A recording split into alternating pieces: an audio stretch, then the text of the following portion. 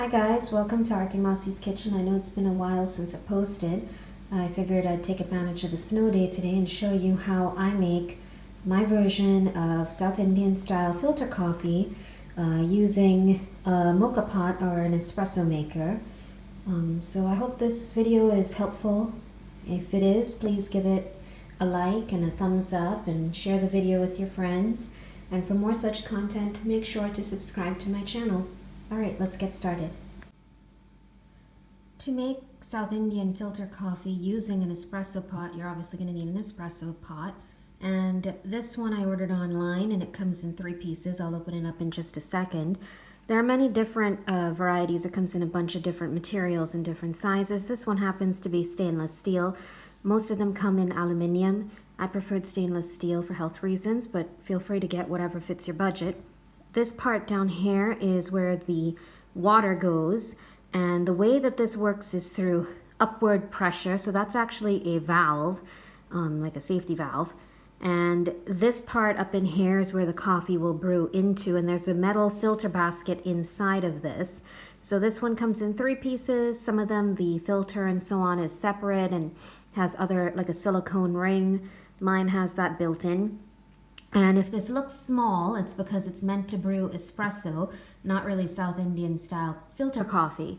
And espresso is very strong and is usually drunk in demi-tasse cups, which are very, very small. So this is actually a 6-cup brewer, but it only makes about 1 cup of regular coffee. It makes 6 cups of espresso, but only about 1 cup of filter coffee.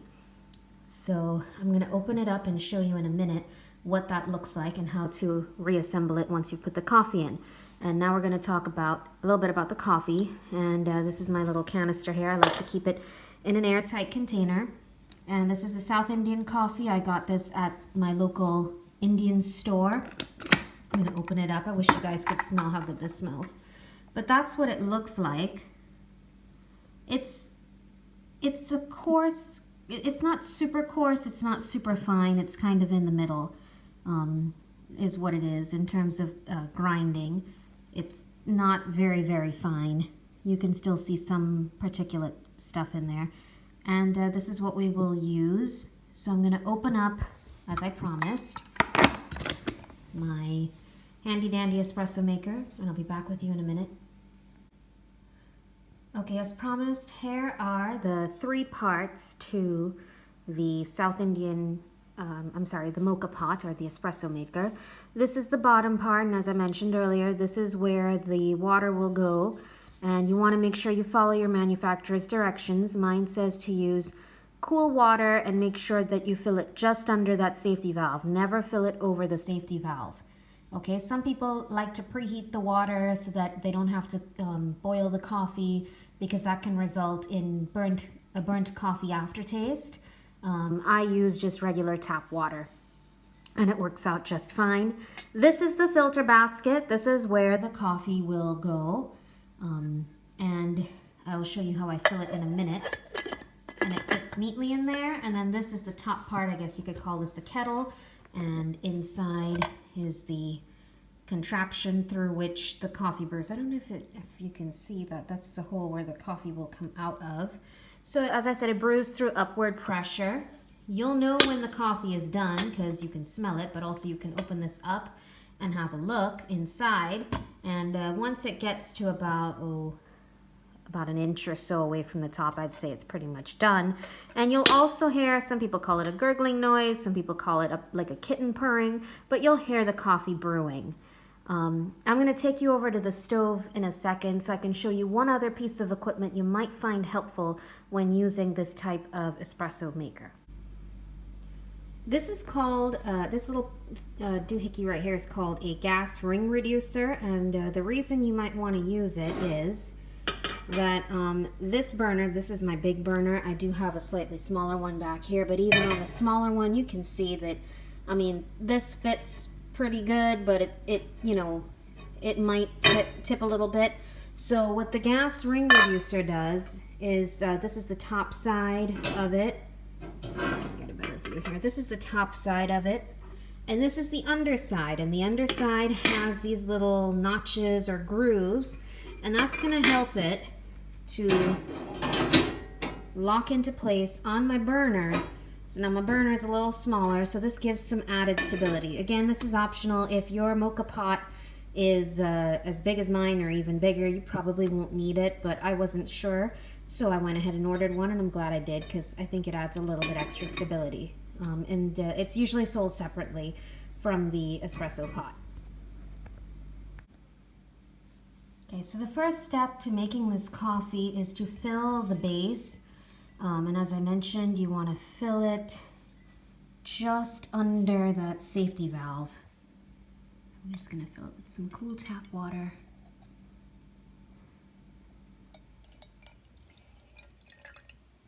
So it's just under the safety valve, like that. Next, you're going to want to go ahead and insert your filter basket. Make sure that's in there firmly, nice and tight. And now we're going to put the coffee in. And what I like to do, I mean, you know, you put as much coffee depending on how strong you want it. You don't want to pack this in. I know the temptation is to tamp or press down really firmly on the coffee, but you don't want to do that because, as I mentioned, this is going to work through upward pressure. And if you have forcefully pushed or shoved your coffee grounds in there, it's not going to allow the water to seep upwards, to go upwards. So you really don't want to, you know, forcefully put it in there. I just level it off gently with the back of my spoon. So that's one. There's two. Usually I put about 4 of these teaspoons in. And that's usually enough for me. And it will also expand once the water hits it, so you don't want to overfill it. Just kind of level it out, you know. Maybe I'll put one more in. One more in for good measure. And again, just kind of level it. You don't want it to, you don't want to press it down too much. All right, now what I'm going to do, I need 2 hands to do this, but I'm going to screw this part on top. Whoops. Make sure that's out of the way. I'm going to screw this on really firmly. And then I'll take it over to the stove and I'll let you guys see what it looks like once it's done brewing. Okay, I have my mocha pot on the stove top, and I'm using the gas ring reducer. I do not have it on super high. You don't need this thing to be like boiling super hard, otherwise you're going to burn the coffee. And I have the handle. Now the one that I bought, the handle is nice on off to the side, but again, you kind of want to make sure you have it as off to the side as possible. You don't want to melt the handle. And I have the safety valve towards the back, and that's pretty much it. Now I just have to sit and wait until the coffee is done brewing. And I'll show you guys what that looks like when it's done. It might take about 10 minutes or so. Don't know if you guys can hear that, but that's the coffee now starting to brew. Just wanted to give you an idea of what it sounds like once it starts to percolate.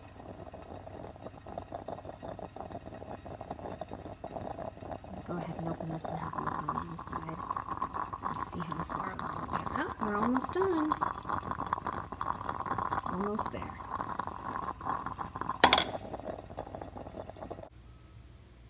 Okay guys, the coffee's ready. I'm just going to go ahead and pour it into my cup.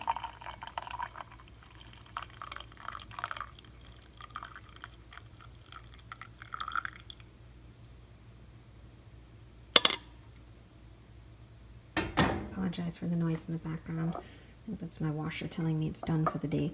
And here you go. That's what it looks like. As you can see, it makes about one standard sized coffee mug. And I'm gonna, you know, put some milk and sugar in mine, but you don't have to if you don't want to.